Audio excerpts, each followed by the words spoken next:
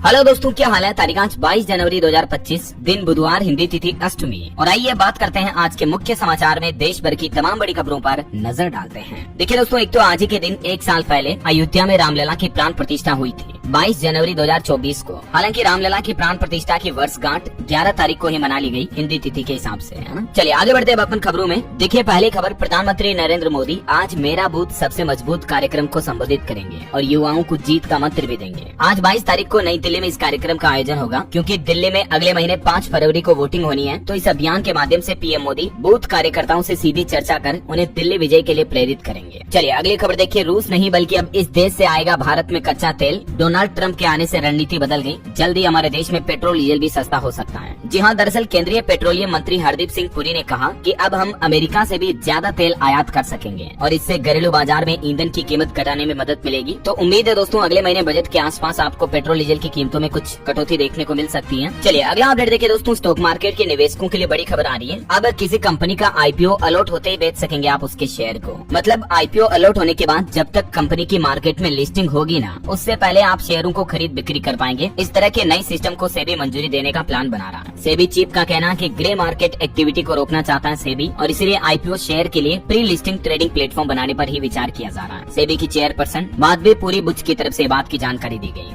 अच्छा, इसके अलावा एक और प्लान है सेबी का, एआई यानी आर्टिफिशियल इंटेलिजेंस का इस्तेमाल करेगा अब सेबी। अगले 2 साल में मार्केट में 1000 से भी ज्यादा आईपीओ प्रोसेस होंगे। वही दोस्तों, भारत में निवेश करने वाले लोगों के लिए अच्छी खबर आ रही है। अगले 3 साल में आपका निवेश दुगुना हो सकता है। हर आदमी बचाएगा पैसा। भारतीय निवेशकों को लेकर भविष्य की ये रिपोर्ट कहती है कि भारत में निवेश की संख्या तेजी से बढ़ रही है और माना जा रहा है कि वित्त वर्ष 2029 तक कुल एसेट अंडर मैनेजमेंट AUM की राशि $2.3 ट्रिलियन तक पहुंच सकती है, जो कि अभी $1.1 ट्रिलियन है। और वैसे निवेश को लेकर एक अच्छी रिपोर्ट तो ये भी आई है कि निवेश के मामले में भारत दुनिया के शीर्ष 5 देशों की लिस्ट में शामिल हुआ। PwC सर्वेक्षण में भारत की आर्थिक वृद्धि पर भी जोर दिया गया, जो कि इंडिया की इकोनॉमी के लिए भी एक अच्छी बात है। विश्व आर्थिक मंच की बैठक में पहले दिन भारत का दबदबा देखने को मिला। और भारत के मार्केट पर भी खबर देखिए, भारत दुनिया का सबसे बड़ा बाजार बन रहा है। कोई खपत का 16% अकेले खाएगा देश। रिपोर्ट्स में बताया गया दोस्तों कि साल 2050 तक भारत वैश्विक खपत का 16% हिस्सा होगा, जो कि 2023 में 9% हिस्सा ही था। मैकिन्से की रिपोर्ट के मुताबिक केवल उत्तरी अमेरिका ही भारत से आगे रहेगा 2050 में खर्च के खपत के मामले में, मतलब है ना। और इसके पीछे कारण है भारत की युवा आबादी का विकास होगा 2050 तक, है ना। और वही खबर देखिए आप, भारत को प्रधानमंत्री मोदी के रूप में सही समय पर सही नेता मिला, ये कहना है चंद्रबाबू नायडू का। दावोस में जो अभी विश्व आर्थिक मंच WEF की सालाना बैठक चल रही है, इस बैठक के कार्यक्रम के आयोजन में चंद्रबाबू नायडू ने पीएम मोदी पर अपनी ये राय रखी। चंद्रबाबू नायडू आंध्र प्रदेश के मुख्यमंत्री हैं। चलिए अगला अपडेट देखिए, बॉलीवुड एक्टर सैफ अली खान को 5 दिन बाद मुंबई के लीलावती अस्पताल से डिस्चार्ज किया गया। ये कार से उतरकर खुद बिल्डिंग के अंदर गए। सुरक्षा की जिम्मेदारी एक्टर रोनित रॉय की एजेंसी को सौंपी गई। अभी इनकी तबीयत ठीक बताई जा रही है और हम जल्द इनके स्वस्थ होने की कामना करते हैं। वही खबर देखिए दोस्तों, जम्मू कश्मीर में जो रहस्यमय बीमारी फैली हुई है, उससे अब एक और व्यक्ति को अस्पताल में भर्ती किया गया। जम्मू के बदाल गाँव में अब तक 17 लोगों की मौतें हो चुकी है। मुख्यमंत्री उमर अब्दुल्ला बोले कि हर जगह बड़े अस्पताल नहीं बना सकते हैं। और नक्सलवाद पर बड़ी खबर आ रही, छत्तीसगढ़ उड़ीसा बॉर्डर पर मुठभेड़ में 27 और नक्सलियों के मारे जाने की खबर है। 14 नक्सलियों की तो डेड बॉडी भी रिकवर हुई। इनमें 1 करोड़ के इनामी नक्सली भी शामिल है। और इधर झारखंड में भी पुलिस पर हमले की नक्सलियों की बड़ी साजिश नाकाम हुई। सुरंग से 21 IED बम बरामद हुए हैं। वही खबर देखिए, कर्नाटक हाईकोर्ट के जज बोले कि संविधान को बनाने में ब्राह्मणों का भी मुख्य योगदान रहा है। अम्बेडकर ने कहा था कि BN राव नहीं होते तो संविधान 25 साल लेट तैयार होता। कर्नाटक हाईकोर्ट के जस्टिस कृष्ण S दीक्षित ने अपनी राय रखी है संविधान को लेकर। और वही दोस्तों, कलकत्ता ट्रेनी डॉक्टर केस मामले पर जो अभी एक दिन पहले कोर्ट ने फैसला सुनाया था, तो संजय रॉय को उम्र कैद की सजा सुनाने वाले जज बोले कि पुलिस लापरवाह थी। अस्पताल प्रशासन ने भी इस घटना पर पर्दा डाला और उन्होंने अपने फैसले पर कहा कि भावनाओं में नहीं बल्कि सबूत देखकर सजा दी। हालांकि कोर्ट के इस फैसले पर पश्चिम बंगाल की मुख्यमंत्री ममता बनर्जी सरकार बोली कि दोषी को फांसी की सजा होनी चाहिए और इस मामले पर अब हाई कोर्ट में भी याचिका लगा दी गई है। चलिए अगला अपडेट आ रहा, नेशनल बुक ट्रस्ट का विश्व पुस्तक मेला 1 फरवरी से आयोजित होगा। साहित्य संस्कृति का भी जश्न मनाया जाएगा। भारत में पठन संस्कृति को बढ़ावा देने के उद्देश्य से शिक्षा मंत्रालय भारत सरकार की तरफ से ये विश्व पुस्तक मेले की मेजबानी की जाएगी। 1 से 9 फरवरी 2025 तक नई दिल्ली भारत मंडपम में इस मेले का आयोजन होगा। और खबर है, गुजरात में नगर पालिका पंचायत चुनाव की तारीखों का ऐलान हुआ। जूनागढ़ मनपा और 66 नगर पालिकाओं के लिए 16 फरवरी को मतदान होगा। 18 तारीख को गिनती होगी वोटों की। और पंजाब अमृतसर में देखिए दोस्तों, एक अनोखी पहल, सड़कों पर यमराज बनकर उतरे लोगों को ट्रैफिक नियम समझाने के लिए, और कहा कि यहाँ नहीं मानोगे तो ऊपर ले जाकर समझाऊंगा। क्योंकि आए दिन लोग बाग सड़कों पर ट्रैफिक रूल्स का उल्लंघन करते हैं, हेलमेट नहीं लगाते हैं, रेड लाइट क्रॉस करते हैं। तो इसको लेकर पंजाब में अमृतसर में प्रशासन की तरफ से ये नई पहल की गई है। चलिए अगला अपडेट देखिए, IIT मद्रास के एक डायरेक्टर की तरफ से ये दावा किया गया है कि जो गाय का मूत्र होता है, गोमूत्र, उसमें औषधीय गुण भी होते हैं। ये एंटी बैक्टीरियल है, एंटी इन्फ्लेमेटरी है और एंटी फंगल होता है। ये कई बीमारियों को ठीक कर सकता है, जिसमें IBS या इरिटेबल बाउल सिंड्रोम भी शामिल है। IIT मद्रास चेन्नई के डायरेक्टर प्रोफेसर V कामकोटी का एक वीडियो वायरल हो रहा है। इसमें ये इस तरह के दावे करते नजर आ रहे हैं। हालांकि दोस्तों ये कोई अभी तक साइंटिफिक प्रूव्ड दावा नहीं है, हो सकता है कि ये उनके निजी विचार हो, है ना। चलिए अगला अपडेट देखिए दोस्तों। अमेरिका में डोनाल्ड ट्रंप के नए राष्ट्रपति बनने के बाद अब दावा किया जा रहा कि अमेरिका से 18,000 भारतीयों को निकाला जाएगा। ये अवैध प्रवासी हैं, इनके पास दस्तावेज नहीं है। हालांकि भारत सरकार भी इनकी वापसी में मदद करेगी। अभी एक दिन पहले आपको पता होगा, अमेरिका में नवनिर्वाचित राष्ट्रपति डोनाल्ड ट्रंप ने शपथ ग्रहण की और शपथ लेते ही उन्होंने एक फैसला तो ये लिया, अमेरिका में 150 साल पुराना जन्मजात नागरिकता का कानून खत्म करेंगे वो, जिससे कि अवैध प्रवासियों की अमेरिका में एंट्री बंद होगी। इसके अलावा थर्ड जेंडर की मान्यता को भी अमेरिका में खत्म कर दिया है। ट्रंप ने राष्ट्रपति बनते ही अमेरिका के पूर्व राष्ट्रपति जो बाइडेन सरकार के 78 फैसलों को पलट दिया।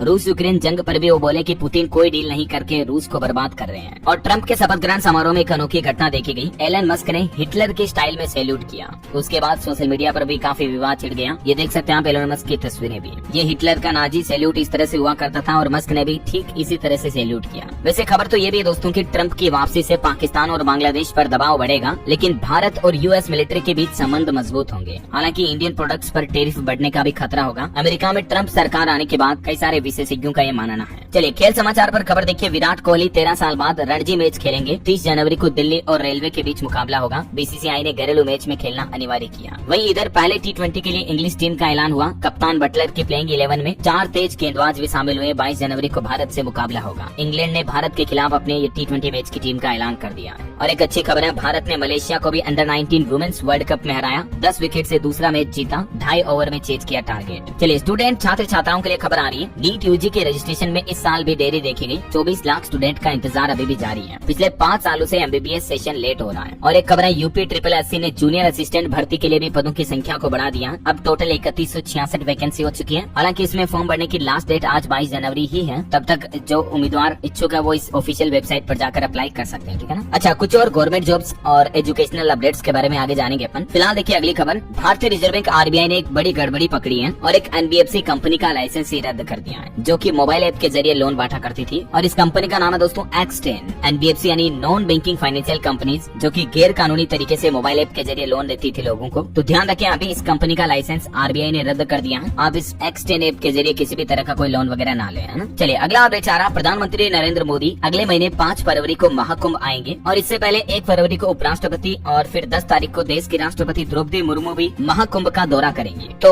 कई सारे VIP मूवमेंट को देखते हुए महाकुंभ में 1542 मुख्य आरक्षी भी भेजे गए हैं। मतलब सुरक्षा व्यवस्थाओं को और ज्यादा बढ़ाया गया है। अच्छा, महाकुंभ के भी कुछ और अपडेट आगे एक साथ जानेंगे। फिलहाल देखिए अगली खबर। ऑटो एक्सपो 2025 के कुछ हाइलाइट्स। बच्चों के लिए हाइट एडजस्टेबल E-बाइक शोकेस की है कंपनी ने। TVS ने बनाया दुनिया का पहला CNG स्कूटर भी है और यामा ने भी एक AI बाइक पेश की है। दरअसल आपको पता होगा, भारत में अभी दुनिया का सबसे बड़ा ऑटोमोटिव इवेंट चल रहा है, भारत मोबिलिटी ग्लोबल एक्सपो 2025। तो इसमें बीते दिन भी कई सारी ऑटोमोबाइल कंपनियों ने अपने व्हीकल पेश किए। कस्टमाइज्ड गाड़ियां, DC2 का मॉन्स्टर लुक वाला E-टैंक भी दिखा, चलता फिरता शोरूम यूरोपा और पूरी फैमिली को ट्रिप पर ले जाने के लिए कस्टम फोर्स अर्बेनिया भी पेश हुआ। एक देखिए, अफोर्डेबल कैब सर्विस के लिए 3 व्हीलर कार EGO भी लॉन्च हुई। नॉर्मल कैब से कम होगा इसका किराया। फुल चार्ज करने पर 200 किलोमीटर तक की रेंज देगी। और TVS कंपनी ने देखिए दुनिया का पहला CNG स्कूटर पेश किया है। जैसे होंडा एक्टिवा वगैरह एक्सेस ये स्कूटर आते हैं ना, वैसे ही है जुपिटर CNG 125cc स्कूटर, जो कि 1 किलो CNG गैस में 84 किलोमीटर तक का माइलेज देगा और टॉप स्पीड इसकी 80 किलोमीटर होगी, है ना। चलिए अगला अपडेट देखिए। बीजेपी ने जारी किया अपना दूसरा संकल्प पत्र। दिल्ली इलेक्शन को लेकर स्वास्थ्य और यातायात की समस्याओं को हल करने का भी वादा किया। देखिए दिल्ली विधानसभा चुनाव के कुछ अपडेट्स। भाजपा ने कहा कि दिल्ली में जरूरतमंद लोगों को KG से लेकर PG तक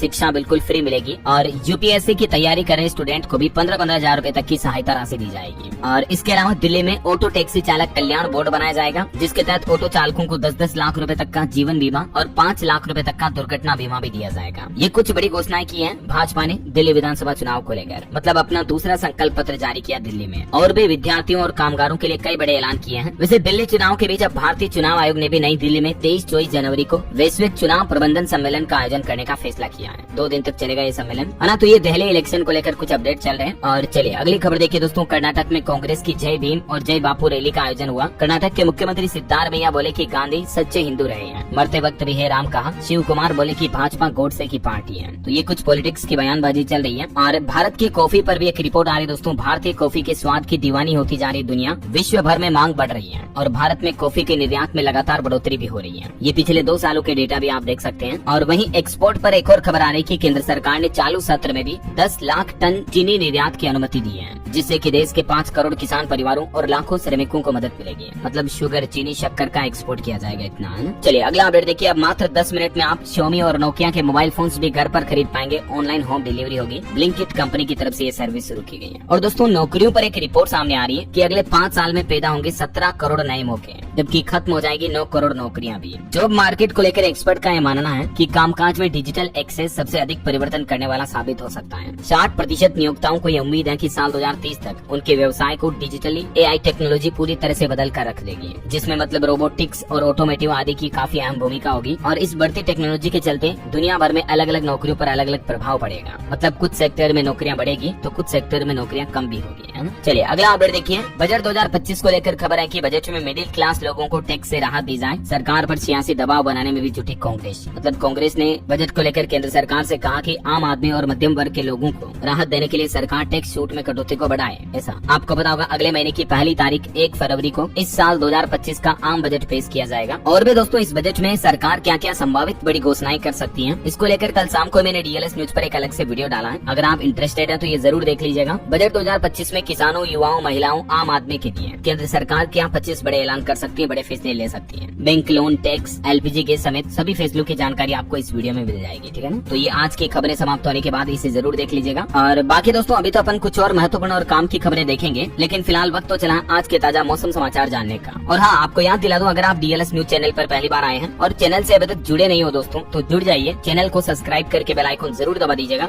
और बाकी तो आपका मन करे, दिल करे तो एक लाइक और शेयर भी जरूर कर देना, ताकि आपको रोजाना की ताजा खबरें, महत्वपूर्ण मुख्य समाचार, काम के न्यूज अपडेट सबसे पहले आपके मोबाइल पर मिलते रहेंगे। ओके, और चलिए अब अपन फटाफट से आज के मौसम अपडेट देख लेते हैं। देखिए मध्य प्रदेश, राजस्थान के 14 शहरों में तापमान 10 डिग्री से नीचे पहुंचा। दिल्ली में आंधी, तूफान और बारिश का फिर से अलर्ट है। हिमाचल में बर्फबारी की वजह से पारा -4 डिग्री तक चल रहा है। मौसम विभाग की चेतावनी है दोस्तों की आज दिल्ली NCR में बादल बरसेंगे। और पिछले 6 सालों में कल का बीता दिन 21 जनवरी सबसे गर्म दिन रहा। अभी आपको पता होगा कई राज्यों में ठंड मतलब बहुत कम हो चुकी है, राइट। लेकिन मौसम विभाग का कहना है कि फिर से लौटेगी ठंड। दिल्ली NCR समेत कई राज्यों में ठंड के साथ तेज बारिश का भी अलर्ट है। चलिए अलग अलग राज्यों के भी मानसून अपडेट देख लेते हैं फटाफट से। मध्य प्रदेश में देखिए कोहरे की वजह से मुंबई इंदौर फ्लाइट डाइवर्ट की गई, भोपाल में उतारी गई। राजस्थान में आज से फिर से बारिश की आशंका है। जयपुर, सीकर समेत 8 जिलों में असर रहेगा। पंजाब में भी 2 दिन घने कोहरे का अलर्ट। 1 महीने में चौथी बार वेस्टर्न डिस्टर्बेंस एक्टिव हुआ। पंजाब में आज भी बारिश और तूफान की चेतावनी है। हरियाणा में भी आज रात से बारिश की संभावना रहेगी। 2 जिलों में बादल छाएंगे। हालांकि अधिकतर शहरों का तापमान 20 डिग्री के पार पहुंच चुका है, लेकिन अब बारिश की वजह से हरियाणा में भी फिर से ठंड शुरू हो सकती है। इधर बिहार में देखिए दोस्तों, पटना में 8वीं तक के स्कूल 23 जनवरी तक बंद किए गए। गोपालगंज, मोतिहारी और मुंगेर में भी आदेश जारी हुआ, क्योंकि बिहार में पछुआ हवाओं की वजह से ठिठुरन फिर से बढ़ने लगी है और अगले 3 दिन ठंड से राहत नहीं मिलेगी। हिमाचल प्रदेश में कल और परसों बारिश और बर्फबारी का अलर्ट है। 5 जिलों में चलेगी शीतलहर। बर्फबारी की वजह से पहले तापमान बढ़ा, हालांकि इस बार नॉर्मल से 71% कम बरसे बादल। और भी अगले 24 घंटों के दौरान मौसम की संभावित गतिविधियां क्या रह सकती हैं। 22-23 जनवरी को किन किन राज्यों में बारिश का अलर्ट है, देख सकते हैं आप डिटेल। चलिए मौसम के बाद अब अपन आज के सराफा बाजार पर नजर डाल लेते हैं। तो देखिए आज सोने चांदी के दाम में तेजी देखी गई। सोना 108 रूपए बढ़कर अभी 79,453 रूपए प्रति 10 ग्राम चल रहा है, जबकि चांदी की कीमत 333 रूपए बढ़कर अभी चांदी का भाव 90,533 रूपए प्रति किलो पहुंच चुका है। चलिए साथ के साथ कुछ मार्केट अपडेट्स भी देख लेते हैं। देखिए अमेरिका में डोनाल्ड ट्रंप के राष्ट्रपति बनने के बाद भारतीय शेयर बाजार भी क्रैश हुआ। सेंसेक्स और निफ्टी में भारी गिरावट देखी गई। बीते दिन एक ही दिन में सेंसेक्स 1235 अंक टूटकर 75,838 पर बंद हुआ। निफ्टी भी 320 अंक फिसल कर 23,024 पर आया। बैंकिंग और ऑटो सेक्टर के शेयर ज्यादा टूटे और पेटीएम कंपनी के भी खराब नतीजों के बाद शेयर में 5% से ज्यादा की बड़ी गिरावट देखी गई। और जोमेटो का शेयर भी एक ही दिन में 11% तक टूटा। कमजोर तिमाही नतीजों का असर दिखा। वहीं खबर है अमेजोन कंपनी ने फ्यूचर इंजीनियरिंग प्रोग्राम के तहत 30 लाख विद्यार्थियों को प्रशिक्षित किया। और देखिए डोनाल्ड ट्रंप के शपथ ग्रहण के बाद बिटकॉइन, एथर, सोलाना समेत कई सारी क्रिप्टो करेंसी में भी गिरावट देखी गई। वही दोस्तों भारत की अर्थव्यवस्था को लेकर भी एक अच्छी खबर आ रही है। भारत अभी दुनिया की सबसे तेजी से बढ़ती हुई इकोनॉमी बन चुका है और नई स्टार्टअप्स के लिए भी भारत ग्लोबल हब बन रहा है। WEF की लेटेस्ट रिपोर्ट में बात की जानकारी दी गई, देख सकते हैं आप। चलिए अगली बड़ी अच्छी खबर देखिए। अब मोबाइल में बिना रिचार्ज किए भी 90 दिनों तक आपका सिम कार्ड चलता रहेगा। टेलीकॉम नियामक ट्राई की तरफ से कुछ नए नियम जारी किए हैं। भारतीय दूरसंचार विनियामक प्राधिकरण ट्राई ने सिम कार्ड की वैधता यानी वैलिडिटी को लेकर ये नए नियम जारी किए हैं और इसके तहत नो रिचार्ज पर भी यानी बिना रिचार्ज किए भी आपका सिम कार्ड 90 डेज तक एक्टिव रहेगा। सभी टेलीकॉम कंपनियों को ये नियमों का पालन करना जरूरी होगा। चलिए अगला अपडेट देखिए। किसान नेता डलेवाल बोले कि मुझे इलाज की जरूरत नहीं है। किसानों ने दबाव बनाया। डॉक्टर ने मेडिकल बुलेटिन जारी करके कहा कि उनकी सेहत में सुधार हुआ है। वहीं HMPV वायरस पर एक और बड़ी खबर आ रही है। इस वायरस का एक और मामला सामने आया और ये मामला आया दोस्तों असम राज्य के गुवाहाटी में। ये HMPV का दूसरा केस आ चुका है। एक 75 साल की महिला में ह्यूमन मेटान्यूमो वायरस का संक्रमण का पता चला है। चलिए टेक न्यूज से खबर आ रही है। सैमसंग कंपनी का अनपैक्ड इवेंट कल रात 11:30 बजे होगा। AI फीचर्स के साथ S25 स्मार्टफोन सीरीज भी लॉन्च करेगी कंपनी। और खबर देखिए दोस्तों, इन्फोसिस के को फाउंडर नारायण मूर्ति ने सप्ताह में 70 घंटे काम वाले अपने बयान पर सफाई दी और उन्होंने ये कहा कि ये काम कोई थोप नहीं सकता है, इस पर आत्मचिंतन होना चाहिए, बहस नहीं। मैं खुद भी सुबह 6:30 से रात 8:30 तक काम कर रहा हूँ। खबर है 1984 सिख विरोधी दंगों के फैसले की तारीख बढ़ी। अब 31 जनवरी को कोर्ट सुनाएगा फैसला। वहीं देखिए बड़ी खबर, एक देश एक चुनाव यानी वन नेशन वन इलेक्शन को लेकर मसौदा विधेयकों पर चर्चा के लिए 31 जनवरी को होगी JPC की दूसरी बैठक। सरकार ने इस बात की जानकारी दी है। वैसे कल भी लखनऊ में JPC की बैठक हुई जिसमें सरकार ने कहा कि प्रदेश में वक्फ की 78% जमीनें सरकारी हैं। हालांकि वक्फ बोर्ड ने इस बयान का विरोध भी किया। बीते दिन मंगलवार को उत्तर प्रदेश लखनऊ में ये JPC की बैठक हुई है ना। चलिए अगली खबर आ रही है। इस बार गणतंत्र दिवस परेड में भारत की सांस्कृतिक विविधता, सैन्य शक्ति और संविधान के 75 साल पूरे होने का भी प्रदर्शन आपको देखने को मिलेगा। वही खबर है, शराब के शौकीनों को बड़ा झटका लगा। दिल्ली में बंद रहेंगे 4 दिन तक मई खाने। बार, होटल, रेस्टोरेंट वगैरह में भी शराब नहीं परोसी जाएगी।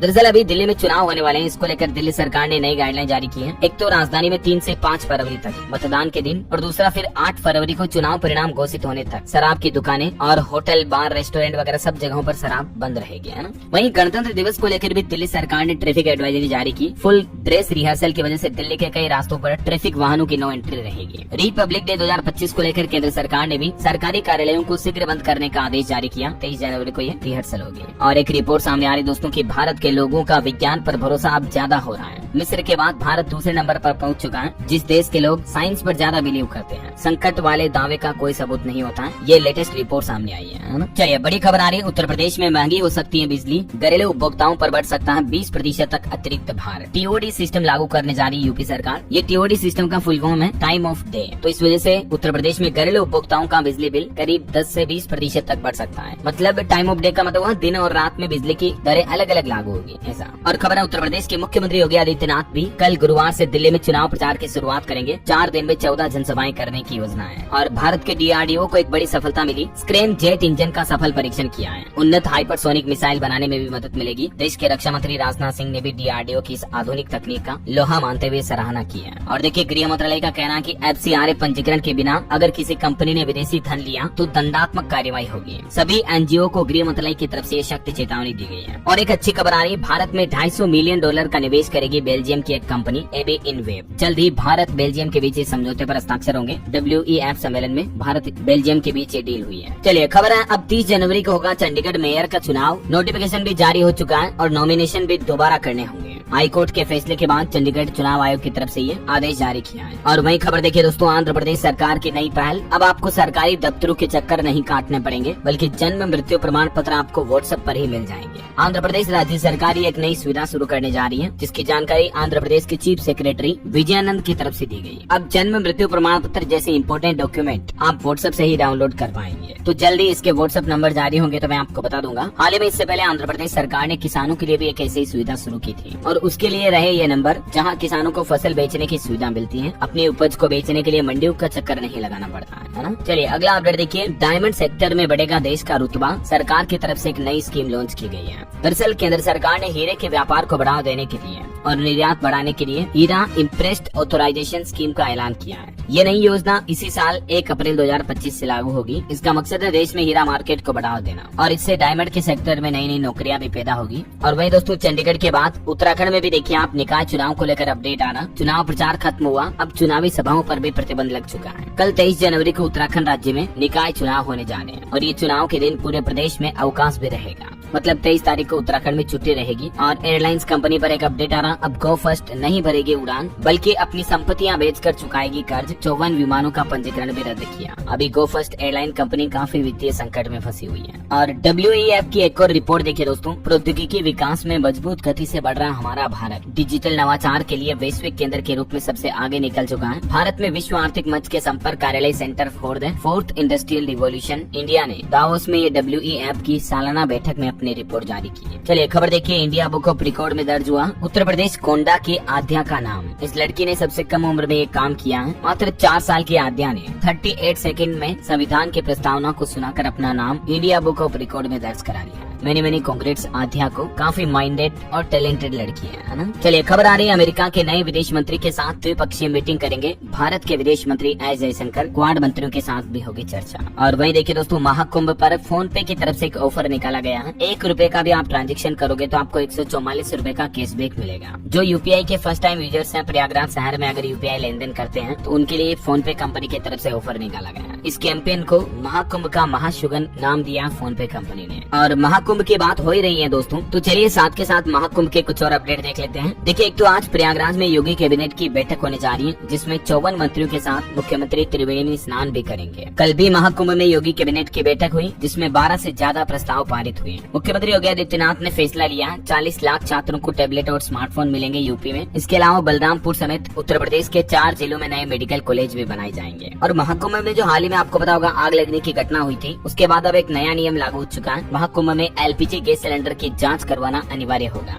और अनाधिकृत सिलेंडरों की बिक्री पर भी सख्त पाबंदियां लागू रहेगी। खाद्य एवं रसद विभाग की बैठक में ये फैसला लिया गया है। और बाकी आज पूरे मंत्रिमंडल के साथ त्रिवेणी संगम में डुबकी लगाएंगे मुख्यमंत्री योगी आदित्यनाथ। आज बुधवार को एक और बैठक भी होने जानी है। और महाकुंभ के कुछ नजारे देखिए आप। चिमटा वाले बाबा ने एक यूट्यूबर को पीट डाला। बॉलीवुड एक्टर अनुपम खेर बोले कि मुख्यमंत्री योगी आदित्यनाथ के लिए मैं भी प्रार्थना करूंगा। बिजनेसमैन अडानी ने भी भंडारा शुरू कर दिया है। दरअसल अडानी ने अपनी घोषणा के मुताबिक खुद महाकुंभ में पहुंचे और यहाँ खुद उन्होंने खाना बनाया और भंडारा करके लोगों को खिलाया। अपनी पत्नी के साथ संगम पर पूजा की और बोले कि मैं उत्साहित हूँ। ये कुछ तस्वीरें आप देख सकते हैं। वही खबर है, धर्म संसद में तैयार होगा सनातन बोर्ड का खाका। जैसे मतलब वक्फ बोर्ड है ना, वैसे ही सनातन बोर्ड बनाने पर भी चर्चा होगी। महाकुंभ में कथावाचक देवकीनंदन ठाकुर की धर्म संसद की बैठक 27 जनवरी को होने जा रही है। और एक खबर देखिए, काशी तमिल संगमम भी पहली बार बनेगा महाकुंभ का हिस्सा। तमिलनाडु से आएगा 1500 लोगों का दल भी। वही रेलवे ने भी फैसला लिया दोस्तों, महाकुंभ 2025 में भिवानी प्रयागराज रेल रूट में कई बदलाव हुए हैं। काफी ट्रेनें भी कैंसिल कर दी गई है। कुछ तो 6 घंटे देरी से चलेगी, तो यात्रियों को अब इंतजार करना पड़ेगा, है ना। और खबर है दोस्तों, महाकुंभ में हार्ट अटैक से भी 100 से ज्यादा श्रद्धालुओं की जान बचाने में सफलता पाई है। एक्सपर्ट डॉक्टरों की टीम बैठी हुई है। और अभी तो महाकुंभ में श्रद्धालुओं की सुरक्षा और मजबूत होगी। एवरीडे ने भी पुलिस को सायरन टॉर्च दिए हैं, है ना। तो ये कुछ कुंभ का माहौल चल रहा है। और चलिए आगे बढ़ते हैं अपन खबरों में। देखिए, कल नेताजी सुभाष चंद्र बोस की जयंती के मौके पर 23 तारीख को उड़ीसा में होगा पराक्रम दिवस का आयोजन भी। 23 से 25 जनवरी तक ये दिवस चलेगा, 3 दिन तक। और कल गुरुवार को नेताजी सुभाष चंद्र बोस की 128वीं जयंती मनाई जाएगी। और भूकंप पर बड़ी खबर आ रही है दोस्तों, असम, मेघालय और पश्चिम बंगाल में 4.1 की तीव्रता के भूकंप के झटके लगे। हालांकि एक गनीमत रही कि किसी के हताहत होने की सूचना नहीं है। वहीं सरकार ने आंकड़े जारी किए, कहा कि पीएम केयर फंड से कोविड-19 में अनाथ हुए 4500 बच्चों के लिए 346 करोड़ रुपए खर्च किए गए हैं। चलिए खबर देखिए, गुजरात सरकार की नई पहल, तेंदुओं पर नजर रखने के लिए अब रेडियो कॉलर का इस्तेमाल किया जाएगा। वहीं खबर है, महाराष्ट्र ने दावोस में चल रहे विश्व आर्थिक मंच में 38,750 करोड़ रुपए के कई निवेश समझौतों के ज्ञापन पर भी हस्ताक्षर किए। खबर है दोस्तों, आज नई दिल्ली में बेटी बचाओ बेटी पढ़ाओ योजना की 10वीं वर्षगांठ भी मनाएगी केंद्र सरकार। बालिकाओं की सुरक्षा, शिक्षा और सशक्तिकरण के लिए जो सरकार की तरफ से ये नई योजना शुरू की गई है, तो इसकी आज 10वीं वर्षगांठ है। और खबर है दोस्तों, 2 फरवरी से 30 मार्च तक आम जनता के लिए खुला रहेगा राष्ट्रपति भवन का अमृत उद्यान। तब तक आप भी घूमने करने जा सकेंगे। वही देखिए, विदेश सचिव विक्रम मिश्री ने पेरिस में फ्रांस के विदेश मंत्री जीन नोएल बैरोट के साथ बैठक की और भारत फ्रांस के बीच द्विपक्षीय संबंधों पर चर्चा हुई। खबर है, खेल मंत्री डॉक्टर मनसुख मांडविया ने राष्ट्रीय खेल महासंघों से साल 2028 में लॉस एंजेलिस ओलंपिक्स में भारत के प्रदर्शन पर भी जोर दिया। वहीं देखिए, IMF यानी अंतर्राष्ट्रीय मुद्रा कोष की उप प्रबंधक निदेशक गीता गोपीनाथ का भी कहना है कि भारत अभी दुनिया की तेजी से बढ़ती अर्थव्यवस्था बना हुआ है, लेकिन 10 ट्रिलियन डॉलर की इकोनॉमी बनाने के लिए भारत को ज्यादा प्रयास करने होंगे। अगर 2047 तक भारत को विकसित भारत का लक्ष्य हासिल करना है, तो इस उद्देश्य को पूरा करने के लिए भारत में विकास को और तेज करना पड़ेगा। कई बड़े संरचनात्मक सुधारों की आवश्यकता होगी। और बजट पर भी एक अपडेट आ रहा दोस्तों कि खाने के रिफाइंड तेल पर बढ़ाया जाए आयात शुल्क। उद्योग संगठनों की तरफ से वित्त मंत्री निर्मला सीतारमण से भी ये अपील की गई है। चलिए अगली बड़ी अच्छी खबर देखिए, केंद्र सरकार ने कुशल व्यावसायिक दस्तावेज प्रबंधन के लिए एंटिटी लॉकर भी लॉन्च किया है। जैसे सरकार को डॉक्यूमेंट के लिए डिजी लॉकर की सफलता मिली है, उसी तरह से एक नया डिजिटल प्लेटफॉर्म ये एंटिटी लॉकर लॉन्च किया है, जो कि व्यापार और संगठनात्मक दस्तावेजों के प्रबंधन और सत्यापन को सरल बनाता है। मतलब इसमें आप व्यापार, बिजनेस, स्टार्टअप से जुड़े डॉक्यूमेंट का संग्रह कर पाएंगे, है ना। चलिए अगला अपडेट देखिए, नोएडा और ग्रेटर नोएडा में अब कचरे से भी बनेगी बिजली। इसी साल 15 अगस्त से ये नया संयंत्र शुरू होने जा रहा है। हस्तौली में हरा कोयला संयंत्र शुरू किया जाएगा। और बड़ी खबर आ रही है, उत्तर प्रदेश में ट्रैक्टर, ट्रॉली और ट्रेलर के रजिस्ट्रेशन के नियमों में बड़े बदलाव किए हैं। योगी सरकार की तरफ से नई SOP जारी की गई। बिन मानकों और अवैध रूप से दौड़ रहे ट्रैक्टर ट्रॉली से होने वाली सड़क दुर्घटनाओं को रोकने के लिए ये उत्तर प्रदेश की योगी सरकार की तरफ से बड़ा कदम उठाया गया है। और ये जो नई SOP जारी की, इसमें एक तो ट्रैक्टर ही नहीं बल्कि उनकी ट्रॉलियों और ट्रेलर का भी पंजीकरण करवाना जरूरी होगा परिवहन विभाग के अंदर। बाकायदा उनका भी चेसिस नंबर वगैरह सब कुछ दर्ज होंगे। ये नया आदेश जारी किया योगी सरकार ने। चलिए खबर है झारखंड के हेमंत सोरेन सरकार ने राज्य कर्मियों को बड़ा तोहफा दिया। 6000 के प्रीमियम पर अब स्वास्थ्य बीमा योजना का लाभ मिल पाएगा। वहीं खबर है झारखंड में इस रूट पर बनेगा एक और रेलवे स्टेशन। एम्स देवघर जाने में सुविधा होगी और राज्य की दूरी भी घटेगी। देवीपुर में बनना जा रहा है नया रेलवे स्टेशन। और सावधान हो जाएं, झारखंड के इस शहर में बच्चों को सिगरेट गुटखा बेचना भारी पड़ेगा। 7 साल तक की जेल की सजा होगी। दरअसल झारखंड के लातेहार में ये प्रशासन की तरफ से नया आदेश जारी किया गया। देख सकते हैं आप जानकारी। चलिए दोस्तों, अब अपन कुछ स्टेट न्यूज अपडेट देख लेते हैं फटाफट से। देखिए राजस्थान में अब कुलपति कहलाएंगे कुलगुरु। आयु सीमा भी 5 साल घटाने की तैयारी कर रही है। जल्द ही राजस्थान विधानसभा में इस तरह का नया बिल पेश किया जाएगा। वित्त मंत्री दिया कुमारी की तरफ से घोषणा की गई है। और खबर है राजस्थान में स्कूलों को मर्ज करने के सरकारी आदेश पर भी छात्राओं ने प्रदर्शन किया। वाहन पर बैठकर नारेबाजी भी की। जोधपुर की ये तस्वीरें आप देख सकते हैं। और वहीं खबर है राजस्थान में चित्तौड़गढ़ शिक्षक के उस गंदे वीडियो मामले में शिक्षा विभाग ने बड़ी कार्रवाई की। विभाग की छवि धूमिल करने पर दोनों शिक्षकों को बर्खास्त कर दिया है। दोस्तों हरियाणा के मंत्री अनिल विज भी राजस्थान दौरे पर आए और यहाँ से उन्होंने अपने राज्य के लिए बड़ी घोषणा की। कहा कि हरियाणा में PM सूर्य योजना में 50,000 रूपए और मिलेंगे। गाँव में सोलर हाउस बनाने का भी मैंने सुझाव दिया। राजस्थान के जयपुर से हरियाणा के ऊर्जा मंत्री अनिल विज की तरफ से ये घोषणा की गई है। खबर है राजस्थान में पत्रकारिता शिक्षा की भी एक नई पहल देखिए। उप मुख्यमंत्री को ज्ञापन सौंपा। राज्य के कॉलेजों में अब स्नातक और स्नातकोत्तर के पाठ्यक्रम शुरू करने की मांग की है पत्रकारिता के कोर्स के लिए। चलिए MP से जुड़े कुछ अपडेट देखिए आप। मध्य प्रदेश में 800 ट्रैक्टर लेकर जेल भरो आंदोलन करने पहुंचे किसान। मुरैना के केलारस में विरोध के बाद शक्कर कारखाने की नीलामी भी रोकी गई। वहीं एक बड़ी चौंकाने वाली खबर तो ये आ रही कि मध्य प्रदेश में 10वीं 12वीं के प्री बोर्ड एग्जाम के सभी पेपर लीक हो गए। छात्रों को टेलीग्राम और इंस्टाग्राम पर पेपर मिले थे। बायोलॉजी का भी 2 घंटे पहले आउट हुआ। और MP में अभी PM आवास योजना 2.0 के लिए भी सर्वे शुरू हो चुका है। मोबाइल ऐप के जरिए सर्वे होगा। नागरिक खुद भी जाकर आवेदन कर सकते हैं, ठीक है ना। तो जिन लोगों को अभी तक भी इस योजना का लाभ नहीं मिला तो आप इस लिंक के जरिए ऑनलाइन आवेदन कर सकते हैं। वही खबर है उत्तर प्रदेश में SC ST और सामान्य वर्ग की बेटियों को मिलेंगे 20-20 हजार रूपए। शादी से 90 दिन पहले या बात करें आवेदन 2 बेटियों को लाभ मिलेगा। उत्तर प्रदेश सरकार की तरफ से फिर से शादी अनुदान योजना को लागू किया है और ऑनलाइन इस पोर्टल पर भी आवेदन किए जा सकते हैं, ठीक है ना। वही खबर देखिए यूपी लखनऊ में 8 रूट पर फ्री में मिलेगी बस सेवा। 3 दिन कर सकेंगे सफर। यूपी दिवस की तैयारियों का DM ने जायजा लिया और 24 से 26 जनवरी तक आपको फ्री बस का फायदा भी मिलेगा। उत्तर प्रदेश मिल्कीपुर में भी मुख्यमंत्री योगी आदित्यनाथ की 24 जनवरी को जनसभा होगी। और बिहार से देखिए बड़ी खबर दोस्तों, बिहार के शारीरिक शिक्षा अनुदेशकों की ये मांग है। 8,000 रूपए मानदेय पर काम करने वाले 2350 अनुदेशक चाहते हैं कि उनको पूर्णकालिक नियुक्ति दी जाए, परमानेंट किया जाए मतलब, है ना। वही देखिए बिहार पटना में भी पहली बार नेशनल स्कूल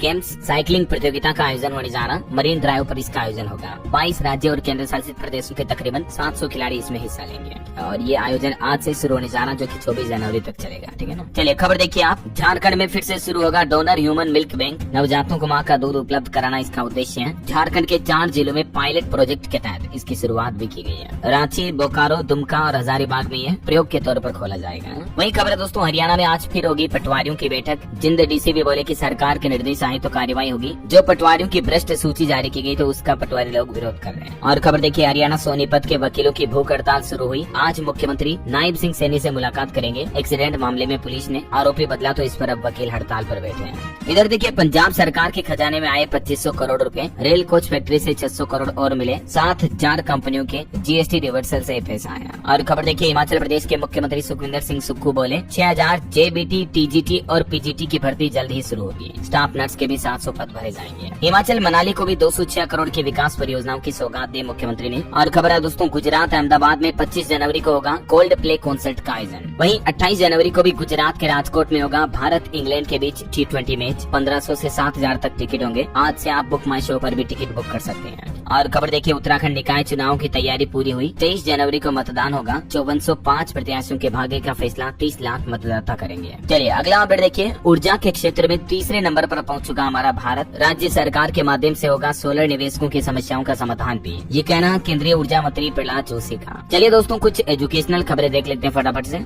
देखिए भेल कंपनी में 400 पदों पर भर्ती का नोटिफिकेशन जारी हुआ। 1 फरवरी से इसमें आवेदन शुरू होंगे और 28 फरवरी इसकी लास्ट डेट होगी, ठीक है ना। इसके अलावा SSC CGL 2024 का टाइपिंग टेस्ट रद्द हुआ। 27 जनवरी को नए एडमिट कार्ड जारी किए जाएंगे। और UCC पोर्टल अभ्यास में पास हुए 3500 डमी आवेदन। अब अधिसूचना का इंतजार है। उत्तराखंड सरकार की तरफ से जो UCC कानून लागू किया जाएगा। वहीं यूपी में देखिए पूरे प्रदेश के माध्यमिक विद्यालयों में भरे जाएंगे 10,000 पद। टीचर्स की रिक्रूटमेंट निकलने वाली है। स्नातक के साथ ही BEd वाले भी मान्य होंगे। तो युवाओं के लिए खुशखबरी है, जल्दी शिक्षकों के 10,000 पद यूपी में भरे जाएंगे, है ना। इसके अलावा देखिए आप उत्तर प्रदेश में BHU PhD में दाखिले की तारीख बढ़ाई गई। चलिए अंतर्राष्ट्रीय न्यूज पर एक बड़ी दुख भरी खबर आ रही दोस्तों। देखिए तुर्की के एक रिजोर्ट में आग लगने की वजह से 66 लोगों की जान चली गई। 11वीं मंजिल से चादरों की रस्सी बनाकर उतरे लोग, 51 लोग घायल भी हो गए। तुर्की के बोलू राज्य में ये भयंकर आग लगी है। और वहीं खबर है दोस्तों, इजरायली सेना के चीफ ने भी इस्तीफा दिया। हमास के हमले को न रोक पाने की जिम्मेदारी ली। 6 मार्च को पद छोड़ेंगे हर्जई हलेवी। ओके, और अंत में आज के राशिफल पर नजर डाल लेते हैं। देखिए मेष, कर्क, धनु और कुंभ राशि वाले लोगों को नौकरी में तरक्की मिलने की संभावना है। तुला राशि वालों की भी आर्थिक स्थिति बेहतर होगी। और भी कुछ अलग अलग राशियों का राशिफल आप देख सकते हैं स्क्रीन पर। और हाँ, आप मुझे कमेंट करके बताइए दोस्तों की